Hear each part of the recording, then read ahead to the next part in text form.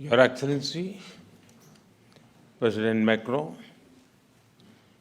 यहाँ उपस्थित भारत और फ्रांस के इंडस्ट्री लीडर्स, आप सबको नमस्कार, बॉन्जूर। इस रूम में मैं एक अद्भुत ऊर्जा, उत्साह और डायनेमिज्म को महसूस कर रहा हूँ। ये केवल एक सामान्य बिजनेस इवेंट नहीं है, ये भारत और फ्रांस के बेस्ट बिजनेस माइंड का संगम है। अभी प्रस्तुत की गई सीईओ फोरम की रिपोर्ट का स्वागत है। मैं देख रहा हूं कि आप सब इनोवेट, कोलैबोरेट और एलिवेट उस मंत्र को लेकर के चल रहे हैं। आप सिर्फ बोर्डरूम कनेक्शंस नहीं बना रहे हैं, आप सब भारत फ्रांस स्ट्रेटेजिक पार्टनरशिप को भी मजबूती दे रहे हैं। साथियों, मेरे मित्र राष्ट्रपति मैक्रोन के साथ इस फोरम से जुड़ना मेरे लिए प्रसन्नता का विषय है। पिछले 2 वर्षों में यह हमारी 6ठी मुलाकात है। पिछले वर्ष राष्ट्रपति मैक्रोन हमारे गणतंत्र दिवस के मुख्य अतिथि थे। आज सुबह हमने साथ में एआई एक्शन समिट को चेयर की। मैं राष्ट्रपति मैक्रोन को इस सफल समिट के लिए हार्दिक बधाई देता हूं। साथियों, भारत और फ्रांस केवल लोकतांत्रिक मूल्यों से ही नहीं जुड़े हैं।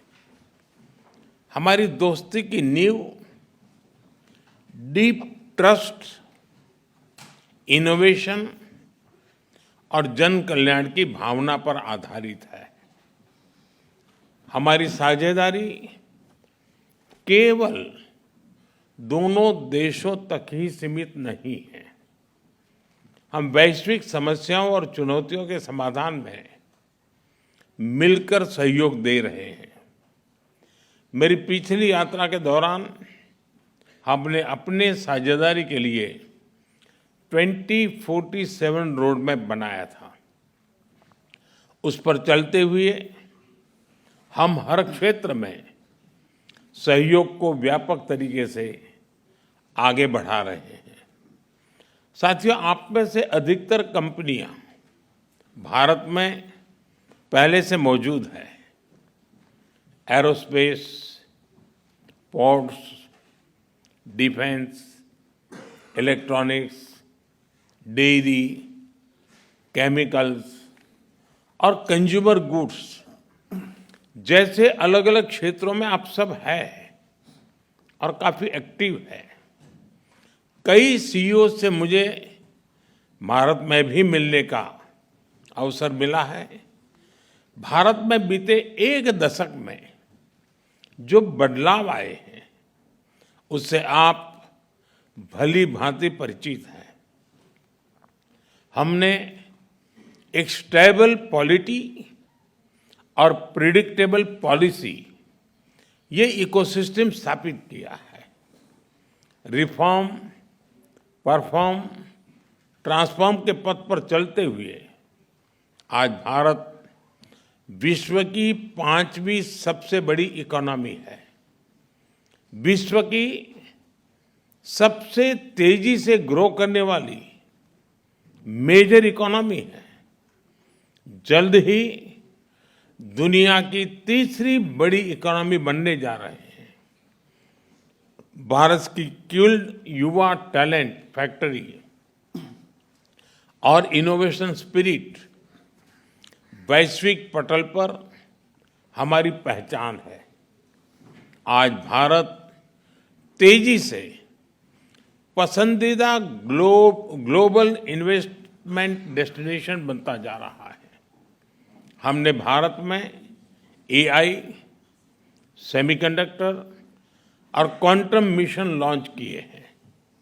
डिफेंस में हम make in India and make for the world को प्रोत्साहित कर रहे हैं। आप में से कई लोग इससे जुड़े भी हैं। स्पेस टेक्नोलॉजी में हम नई ऊंचाइयां छू रहे हैं। इस सेक्टर को एफडीआई के लिए खोल दिया गया है। हम भारत को तेजी से एक ग्लोबल बायोटेक पावर हाउस बना रहे हैं। इंफ्रास्ट्रक्चर विकास हमारे लिए प्राथमिकता का विषय है और इस पर हम सालाना $114 बिलियन से अधिक का पब्लिक एक्सपेंडिचर कर रहे हैं।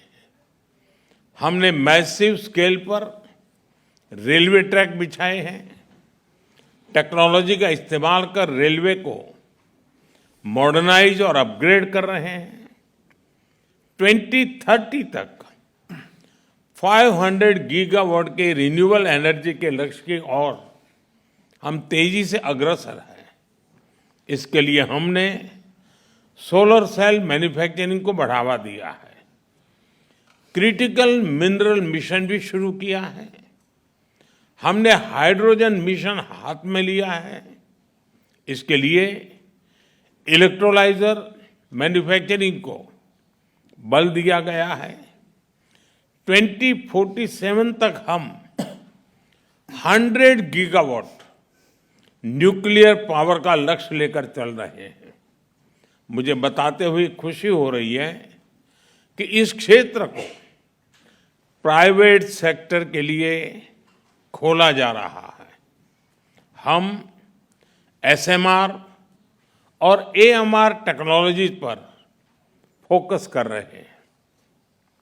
साथियों, आज भारत डाइवर्सिफिकेशन और डी रिस्किंग का सबसे बड़ा केंद्र बनता जा रहा है।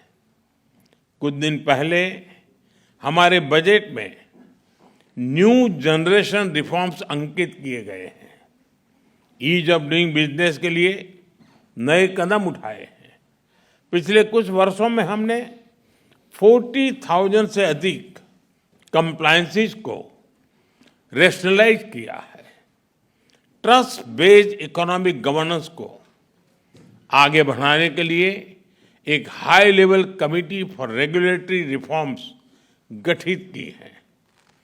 कस्टम रेट स्ट्रक्चर को रेशनलाइज किया है। अंतर्राष्ट्रीय व्यापार को आसान करने के लिए डिजिटल पब्लिक इंफ्रास्ट्रक्चर की मदद से भारत ट्रेड नेट की शुरुआत की जा रही है। ईज ऑफ लिविंग की दिशा में नया सिंप्लीफाइड इनकम टैक्स कोड हम ले आ रहे हैं।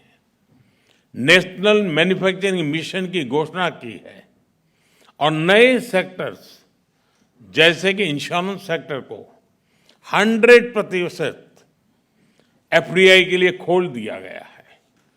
इन सब इनिशिएटिव्स को आप जरूर ध्यान से स्टडी करें। मैं आप सबको कहता हूं कि भारत में आने का यही समय है, सही समय है। भारत की प्रगति में सभी की प्रगति जुड़ी है। इसका एक उदाहरण एविएशन क्षेत्र में देखा गया। जब भारतीय कंपनियों ने हवाई जहाजों के लिए बड़े ऑर्डर्स दिए और अब जब हम 120 नए एयरपोर्ट्स खोलने जा रहे हैं तो भविष्य की संभावनाओं का आप स्वयं अंदाजा लगा सकते हैं। साथियों, भारत के 1.4 बिलियन लोगों ने 2047 तक विकसित भारत का संकल्प लिया है। चाहे डिफेंस हो या एडवांस टेक्नोलॉजी, फिनटेक हो या फार्मा, टेक हो या टेक्सटाइल, एग्रीकल्चर हो या एविएशन, हेल्थ केयर हो या हाईवेज, स्पेस हो या सस्टेनेबल डेवलपमेंट, आप सभी साथियों के लिए इन सभी क्षेत्रों में इन्वेस्टमेंट्स और कोलैबोरेशंस की अनेक संभावनाएं हैं।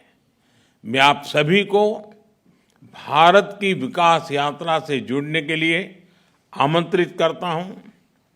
जब फ्रांस की फिनेस और भारत का स्केल मिलेगा, जब भारत का पेस और फ्रांस का प्रिसिजन मिलेगा, जब फ्रांस की टेक्नोलॉजी और भारत का टैलेंट मिलेगा, तो सिर्फ बिजनेस लैंडस्केप ही नहीं, ग्लोबल ट्रांसफॉर्मेशन होगा।